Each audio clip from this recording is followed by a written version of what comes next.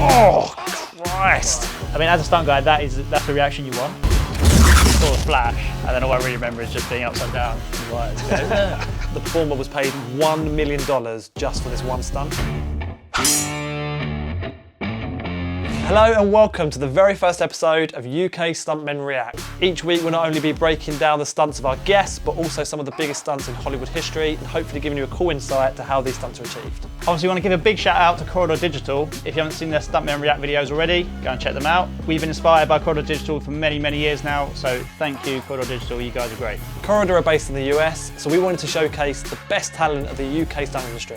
And because one of our co-founders, George, is actually a stuntman himself, we have access to some great performers, stunt coordinators, and they'll appear on the show each week. I'm not a stuntman. Taylor, you a stuntman? I'm not a stuntman either, but I did have quite a significant role in the first Percy Jackson film, so got some knowledge. But one of us here is a stuntman, so George, tell us about your work. I actually joined the British Stunt Register 8 years ago now, and been lucky enough to work on some of the biggest films in the world, including Star Wars, Marvel movies like Doctor Strange, where I got to double Benedict Cumberbatch, worked on TV shows like Game of Thrones, and worked with some of the best stunt performers and coordinators in the world. All right, so let's get into the first clip. I came here to heal my hands. This is from Doctor Strange, where I actually got to double Benedict Cumberbatch. This was probably one of the funnest jobs I ever did. I was still kind of fairly new. This was like the first time I really got to double someone, you know, like a big actor. So that was you being slammed through? Yeah. For a while. So basically, right up to the point where the explosion happens, it's all Benedict. They think they have like a little, kind of like, they just do a little flash with a light to get that kind of explosion look on his face. When the explosion hits, that's me. So what are you on a wire there? Yeah, so basically I'm on a wire. They have the massive explosion, which is all basically just bits of like polystyrene and bits of dust and dirt and stuff all gets kicked out.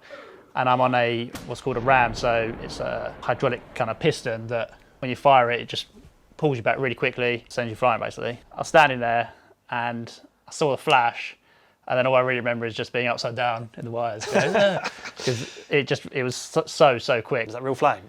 Yeah, real flame. You felt the heat, but it was over so quick that you're not getting burned or anything like that. But literally a bit of polystyrene literally smashed me straight in the face. But because it's soft, you don't get hurt. So we had a saying, you're kind of sounds bad, but it's like, you're a dope on a rope, and you're basically just flying through the air. Never a true word spoken. Yeah. How many times did you do it, or just the once? Well, so on set, I think I only did that one once. But obviously you have all the prep leading up to it, so rehearsals in the studio space, just in a hall basically, you just set it up. Then you'll come on to set, get it in position so that you're working with the actual parameters of what it's going to be on the day. And you kind of build it up through stages so that you're not just going straight from 0 to 100 miles an hour. You rehearse, everyone knows what's going on, what's happening, it's as safe as possible, and then you do it for real.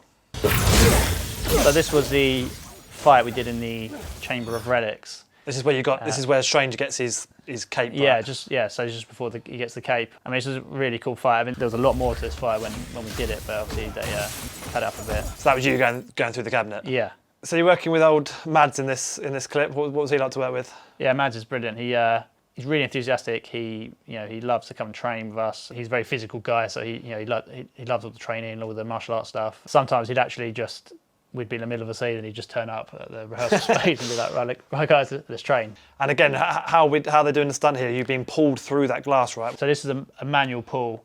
So a manual pull is basically just guys holding onto a rope that feeds down, and they just physically pull you, which sends you flying. Rob Cooper, who was doubling Mads, did the swing around the pole. That looks cool. And kicks me in the chest, and obviously we just time it so as the kick happens, they pull, and I go flying. This is a cool fight. Like, it's a nice combination of like visual effects, good fight choreography, and then like the stunts are going through the cabinets and stuff. It all looks cool. What's the cabinet made of? The wooden frame is like balsa wood, so it's very light. It's very easy to break. And then the glass is what's known as sugar glass. So it's like basically it's glass that you can literally tap it and it'll shatter. Like, it's very, very fragile, and it just has really good effect because it just shatters into a million pieces straight away. So it's really cool. Yeah, visually on screen it looks great. So it's probably one of my favourite action films of all time. Probably as many stunt guys' favourite film. It's Police Story, Jackie Chan. You seen this one, Taylor? Not for over a decade, I reckon. And I have to admit that I have never seen Police Story, which is ridiculous, so it needs to go on the list of films to be watched. Oh, Christ!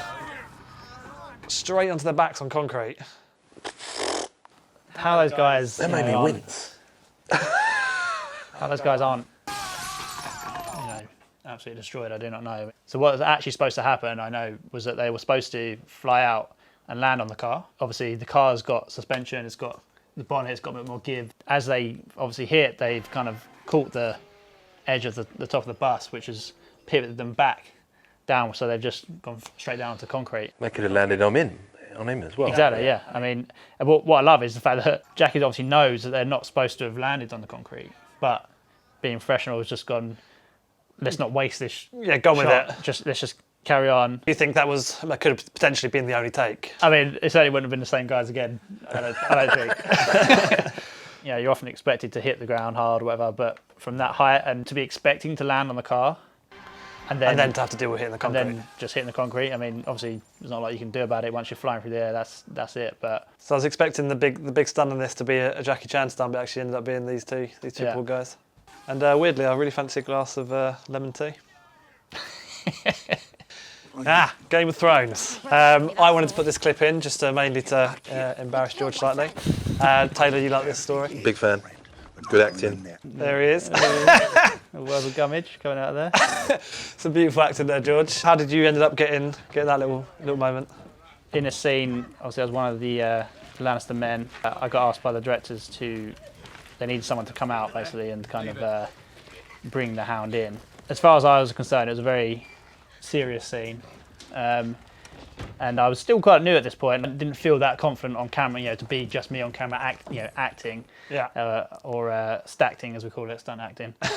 Nothing comes across on my face whatsoever. Literally might as well be a cardboard cutout, just come out and go, back in. So I go out, I do my thing. I think, well, okay, I got it. That looked pretty. I think I looked pretty good there. And then the two directors come over and she's like, George, that was freaking hilarious, man. we were laughing every take you did. We were laughing and we're laughing. And I was like, that's what I was going for.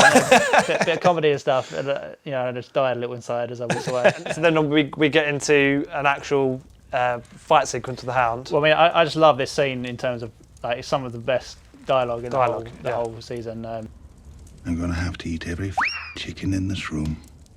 The Hound just, is best. It's Rory. He's nice guy to work with. Yeah, absolutely, so funny. Because he used to be the kind of poster boy for Scottish Oats, like a porridge company that make porridge. And he's telling us about stories about, as part of his contract, he had to go and judge porridge competitions in Scotland. So basically, I had probably the smallest part in this fight. So here's me coming up now, literally one hit and I'm gone. So as the fight goes on, obviously all the other guys are still fighting. And I'm just on the floor by the door, and I started off, I kind of laid where I'd fallen, and then obviously these guys, they go down, they hit the floor. Basically, every time I kept falling down, they'd knock each other's swords out of their hands. My legs were just getting smacked with the swords, and these are real alley swords, so they're aluminium. I started off kind of laying there like this, but I got hit in the face about 3 times, my leg, smashed my ankles and stuff. So by the end of the scene, I'd literally just tucked myself into a corner with my hands covering my head and stuff. I think maybe we did 3 days. And how long did you spend on the floor? 3 days.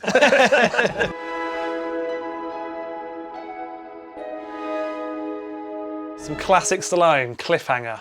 You two boys seen this one? Yeah. Great film. Loads of great stuff in this. Yeah, so there's tons of stunts in this film, but this is one that kind of stands out in where our character is quite literally, for real, ziplining between 2 planes. So he's going from one plane to another on a zip line. And this is also notable because the performer was paid, that is all real, none of that is CG, or the performer was paid $1 million just for this one stunt.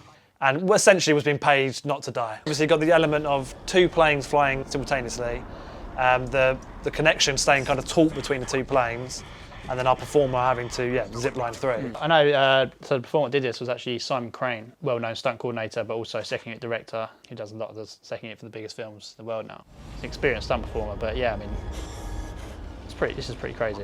It'd only take planes to suddenly go out of, hit a gust of wind or something and be pulled apart and him on that line. I mean, obviously, he will have a parachute on as a backup and safety. You know, he's not.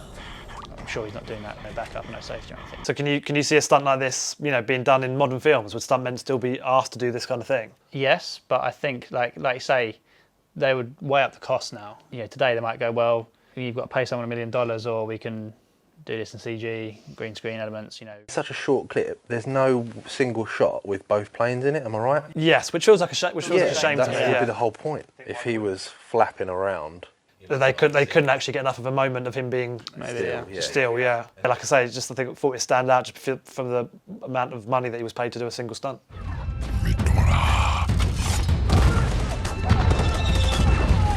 Okay, so we're going with a little Michael Bay Transformers. So yeah, this is my first ever Michael Bay film experience. I'd heard so many things about working on a Michael Bay film and what to expect and all those sorts of things, and yeah, he really lived up to his reputation. You didn't really know exactly what was going to happen. He'd just go walk along a scene and go, right, I want explosion here, I want explosion here, two guys getting shot over there. So like, yeah, I mean, he knew exactly what he wanted. It was exciting. Like, it's one of the few films where I really felt like when I used to think about what a stuntman did before I became a stuntman, and like that's kind of what I imagine I would be doing. running for explosions. Yeah, and just getting blown up. And so for the guys at home, what is an air ram?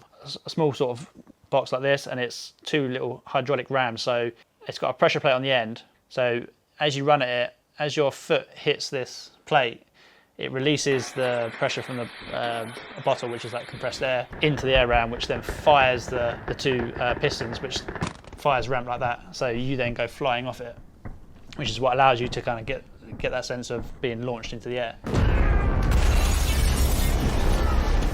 Okay, so what we're looking at here, George, I don't know if I recognise this film. So this is IT, not to be confused with It. It's a Pierce Brosnan film. There's two different types of fights and stunts, where you've got your stand-up fighting, your martial arts type fighting, where you know it's punch, kicks, quite choreographed type fight, and then because the characters aren't really fighters as such, you know, they don't have martial arts or combat skills, it ends up just being very, you know, scrambling around, you know, scrappy. I suppose you could say it's more realistic, probably, like, you know. So I'm currently topless, the one that's topless. Whoa! The most surreal moment of my life was laying in a room with a rain machine pouring down as Pierce Brosnan just lay on my face. Pretty much just mumbling to himself. Basically, he was supposed to be like exhausted from this fight, and then he just laid on my face, but I had no idea he was going to do that. So I was laying there, literally, how I didn't burst out laughing, I do not know. Like, I was literally going, trying not to laugh, but at the same time I had like rain down my face, and then Pierce just scared, just literally laying. It's just one of the most surreal moments in my life. That's you, where he mumbles sweetly into your ear. I used to be James Bond. We really hope you've enjoyed this first episode of UK Stuntmen React. We're going to be doing a new episode every week, so make sure you check back on the channel. So next week we'll have an amazing guest, Liang Yang, who's an incredible stunt performer. He's been in the likes of Mission Impossible Fallout, Edge of Tomorrow, Rogue One. So make sure you come back, check him out. It's going to be a really, really great show. Okay, so we see you in the next episode, and yeah, thanks for watching, guys.